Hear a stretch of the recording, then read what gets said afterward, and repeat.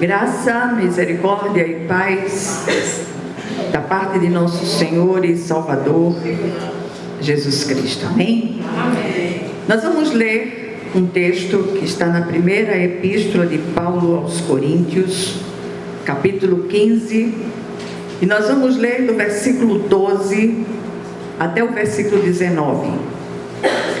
Diz assim a palavra do Senhor: Ora, se é corrente pregar-se que Cristo ressuscitou dentre os mortos, como, pois, afirmam alguns dentre vós que não há ressurreição de mortos?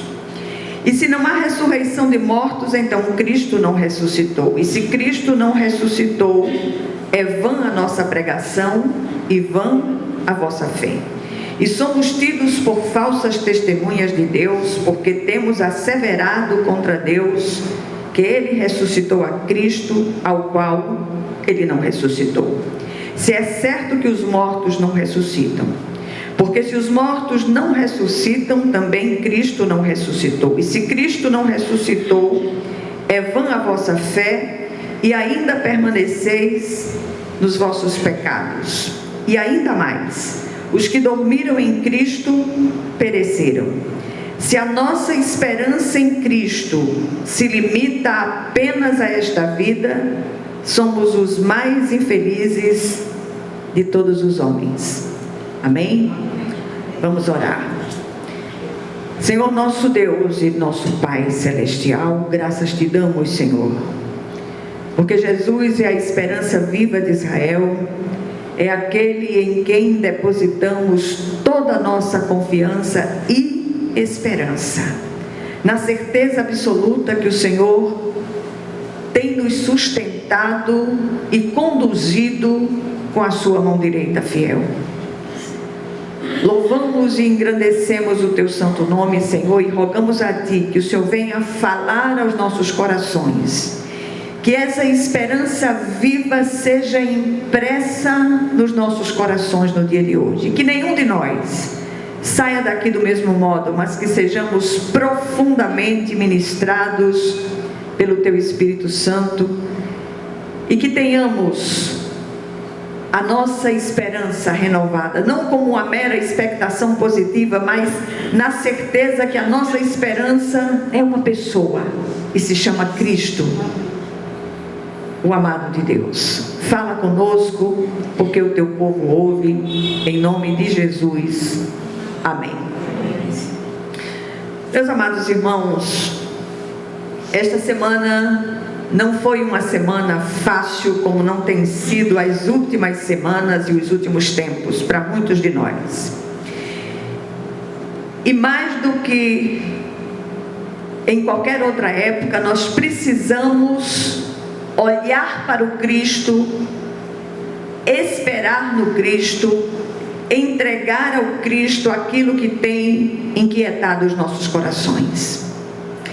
E eu estava sentada ali enquanto a irmã Rosângela dirigia os louvores, eu não combinei nada com a irmã Rosângela, e ela cantou mais de um cântico falando de esperança. Estamos todos carecidos dessa esperança viva, e que essa esperança ela se manifeste na vida de cada um de nós, em nome de Jesus. Eu queria lembrá-los que a nossa fé não é inútil. Jesus vive e é a própria esperança viva. Que olhemos para o Cristo, repito, que esperemos no Cristo, que entreguemos a Ele aquilo que tem afligido as nossas almas. São mães com filhos desviados do caminho, são pais e mães com dificuldades financeiras, são famílias precisando de uma intervenção poderosa de Deus. Mas eu queria dizer a você hoje, aguarde, a resposta já está sendo preparada. E que o nome do Senhor, Ele seja glorificado. E ao sair daqui, eu queria que você deixasse no altar aquilo que tem afligido a sua alma, o seu coração, que tem inquietado, que tem tirado o seu sono. Deixe no altar, mas não pegue de volta. e já saia daqui dizendo amém para o como o Senhor fará nessa situação específica. O apóstolo Paulo aqui, falando aos coríntios, traz uma dura reprimenda àqueles que negavam a ressurreição do Cristo, mesmo depois de terem ouvido pregações bem fundamentadas a esse respeito. A igreja de Corinto se deixava levar facilmente pelos modismos que nela adentravam, não muito diferente daquilo que tem acontecido em nosso tempo. Eram conceitos, falácias, doutrinas completamente espúrias, fora da palavra de Deus, que muitas vezes alguns pregadores adentravam ali com o consentimento da igreja e traziam essas doutrinas, mesmo depois do apóstolo ter incansavelmente ministrado sobre a esperança viva que é o Cristo. E essa tendência é uma tendência ancestral, vem desde aqueles dias. As coisas hoje não são muito diferentes, muito pelo contrário, parece que até certo ponto até se agravaram. Muitos têm sido facilmente ludibriados pelas palavras sedutoras dos espertalhões sempre apostos. E se eu pudesse dizer uma frase só e desligar o microfone e ir para casa, eu diria: deixa de ser menino na fé. Está mais do que no tempo de amadurecermos na fé e no conhecimento de Deus. No caso dos irmãos ali daquela igreja de Corinto, chegaram alguns ao absurdo de dar ouvidos a uma facção que negava a própria ressurreição do Cristo, que é o cerne, é o ponto central do cristianismo. O Cristo ao qual servimos não é o Cristo morto das procissões, é o Cristo vivo, é o Cristo ressurreto, que mesmo assentado num alto e sublime trono, também se assenta com cada um de nós, também nos acode, também nos abraça, e está preparando aquela vitória que vocês têm esperado tanto, em nome de Jesus. E como entender esses que têm negado Cristo? Fácil. Parece que em todas as épocas são poucos os que gostam de estudar com afinco a palavra de Deus. Está ouvindo a palavra hoje? Quando chegar em casa, abra a Bíblia novamente. Peça ao Espírito que continue ministrando ao seu coração. Não vá na minha conversa, não. Deixe que o Espírito de Deus ministre aos seus corações. Muitos preferem dar ouvidos aos que se acham mestres, segundo o seu próprio entendimento. E aí é onde mora o perigo. Normalmente são agentes malignos que se infiltram nas igrejas para disseminar seus ensinos espúrios, ou seja, contrários à palavra de Deus. É preciso cuidado, vigilância e conhecimento da verdade. Só a verdade pode combater o engano, especialmente quando vem travestido de novas revelações. Cuidado com as novas revelações, isso é sério demais. Tudo que nós precisamos saber já foi revelado na santa palavra de Deus, pelo Espírito Santo de Deus, e Ele é o mestre por excelência, e Ele é aquele que testifica nos nossos corações aquilo que nós precisamos saber. Que acompanhemos aqui uma pequena argumentação do apóstolo Paulo em defesa da ressurreição. Em primeiro lugar, as pregações sobre a ressurreição eram corrente naqueles dias. Ninguém poderia alegar que jamais ouvira sobre o assunto. Não. Em segundo lugar, se Cristo não ressuscitou, seria inútil a pregação e inútil a própria fé. E ainda os que pregam seriam tidos por falsas testemunhas. terceiro lugar, além de inútil, a fé que professamos seria também trágico sob todos os aspectos, porque estaríamos irremediavelmente presos aos nossos pecados. E aqueles que morreram nessa esperança estariam irremediavelmente perdidos. E o quarto ponto dessa argumentação paulina é que se a esperança em Cristo se atém apenas a esta vida, seríamos os mais infelizes de todos os mortais. Eu acho que mais do que em qualquer outra época, precisamos firmar os nossos pés na rocha eterna que é o Cristo. Chega de tanta meninice espiritual. E aí eu queria trazer mais algumas outras reflexões sobre esse assunto. Em primeiro lugar, negar a ressurreição é negar a esperança do cristianismo. Sem ressurreição, a pregação se torna inútil e a fé sem eficácia. Jesus é a própria ressurreição. Ele diz: eu sou a ressurreição e a vida. Aquele que crê em mim, ainda que morra, viverá. E ele diz ainda, o Espírito Santo diz através do apóstolo Pedro: bendito seja o Deus e Pai de nosso Senhor Jesus Cristo, conforme a sua grande misericórdia, Ele nos regenerou para uma esperança viva, por meio da ressurreição de Jesus Cristo dentre os mortos. E aí o Espírito diz para cada um de nós: não, você não está sozinho, você não está sozinha. E muitas vezes, no meio das nossas lutas diárias, determinadas situações enfrentadas por todos nós, são situações didáticas de Deus. Ou seja, pergunte ao Senhor, ao invés das queixas costumeiras, diga: Senhor, o que é que o Senhor deseja me ensinar com essa situação específica? As lutas têm sido muitas, as agonias tremendas, mas é preciso que nós sejamos bons alunos na escola da fé. Muitos foram criados no Evangelho, mas têm deixado de ler a palavra, deixado de orar, deixado de buscar a presença de Deus.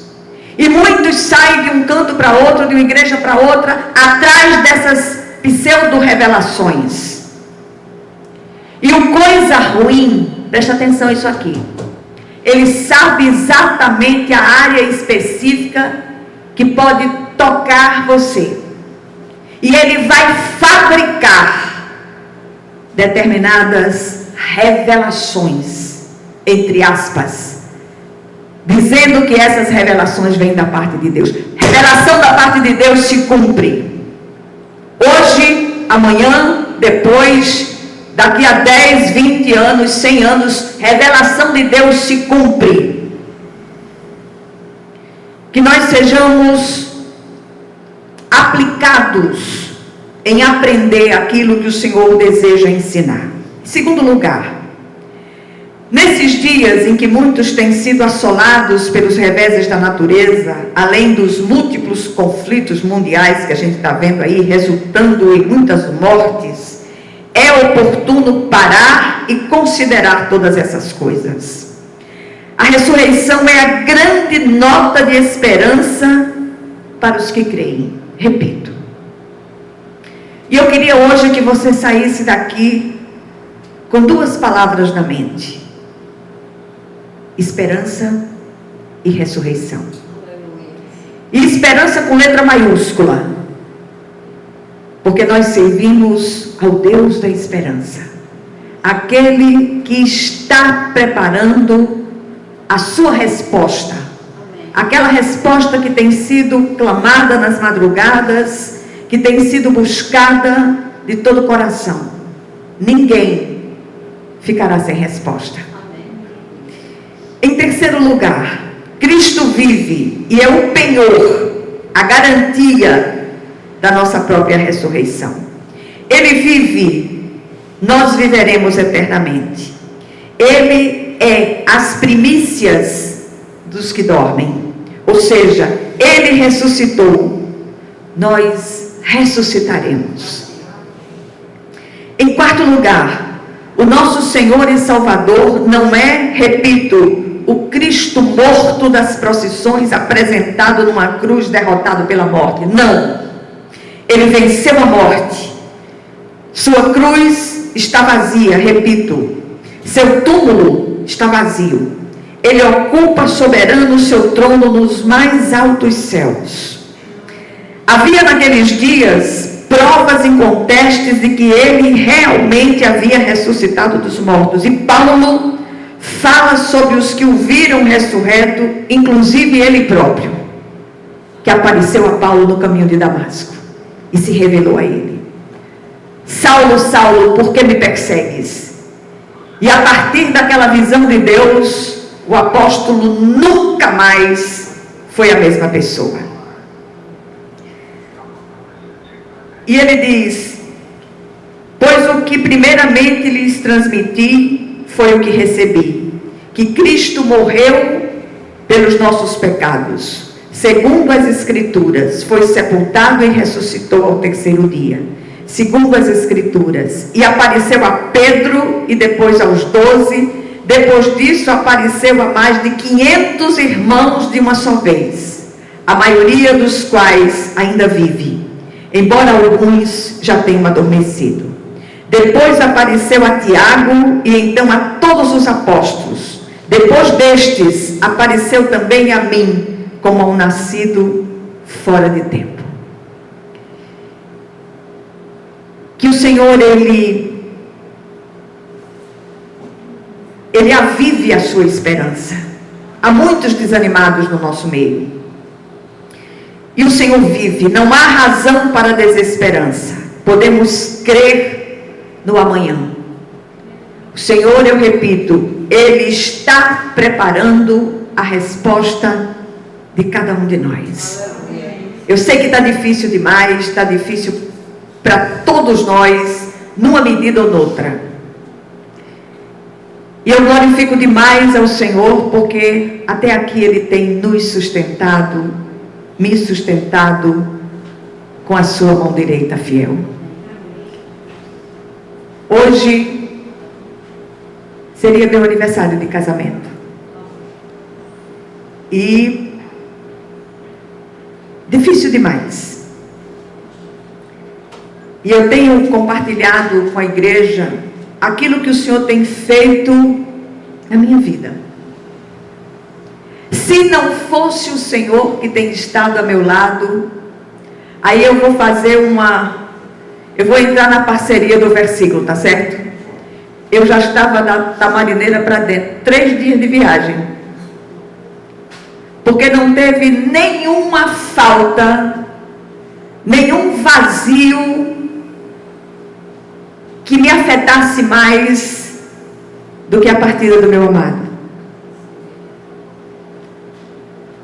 Filhos passam por nós, mas aquele que é o nosso companheiro, ele está ali conosco, todos os dias. E era uma coisa tão impressionante que, muitas vezes, a gente não precisava de palavra para se comunicar. Eu já comentei isso aqui, a gente vai ficando nova assim como eu estou, e vai ficando repetitiva. E ele olhava para mim, eu dizia o que ele estava pensando, e ele dizia assim: você agora deu para isso? Eu disse: deu para quê? Ele disse: deu para adivinhar. Eu digo: faz bem 2 dias que eu olho para você. Mas é isso, meus amados. Se não fosse o Senhor, eu não estava de pé. E estar de pé, estar aqui fazendo a obra de Deus, é pura graça de Deus. É você tocar nessa esperança viva que transforma, que liberta, que renova a cada um de nós. Amém? Eu vou orar por vocês. Deixa eu desligar o